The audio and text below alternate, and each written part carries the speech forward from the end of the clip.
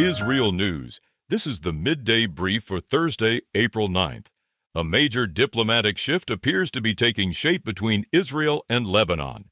Prime Minister Benjamin Netanyahu says Israel will open direct negotiations with Lebanon as soon as possible, with the stated goals of disarming Hezbollah and working toward peaceful relations between the two countries. According to CNN, the move comes at the request of President Donald Trump. A U.S. official and another source familiar with the matter say Trump asked Netanyahu in their conversation yesterday not only to advance talks with Lebanon, but also to reduce the scale of Israeli strikes there.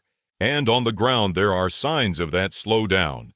Compared with yesterday, there is a reported drop in the scope of Israeli airstrikes in Lebanon, although an Israeli source says the negotiations will still be conducted under fire.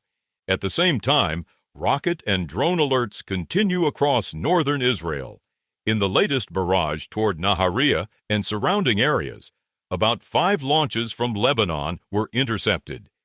Additional alerts sound repeatedly in Nahariya, Shlomi, Gesher Haziv, Matsuva, Liman, Rosh Hanakra, and other communities in the western Galilee. Sirens are also activated in the upper Galilee, including Malkia, Alma, Rehania, and Avivim. Israeli officials say the talks with Lebanon are expected to begin next week at the State Department in Washington. Israel's ambassador to the United States, Yechiel Leiter, is expected to lead the talks. Lebanon's ambassador to Washington, Nada Mumad, may represent the Lebanese side. Ron Dermer may join later, but is not expected to lead the first stage. Netanyahu says the decision follows repeated Lebanese requests to begin direct negotiations with Israel. He says the talks will focus on disarming Hezbollah and arranging peaceful relations. A Lebanese official, however, tells Reuters that Lebanon wants a temporary ceasefire in order for the talks to proceed, and says Beirut needs the United States as a guarantor of any agreement. The central problem remains Hezbollah itself. Israeli officials say they hope Hezbollah can be disarmed through both diplomatic and military means. But even in Israel, there is acknowledgement that this is not a goal that can be achieved by military force alone.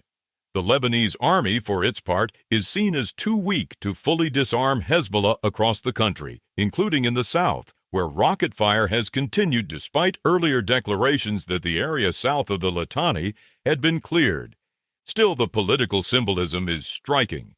Lebanese President Joseph Aoun had already floated direct negotiations with Israel last month and, according to reports, has even signaled openness to normalization. That kind of statement from a Lebanese president had long been considered almost unimaginable and reflects growing opposition inside Lebanon to Hezbollah's role. Lebanese leaders are now caught in a bind.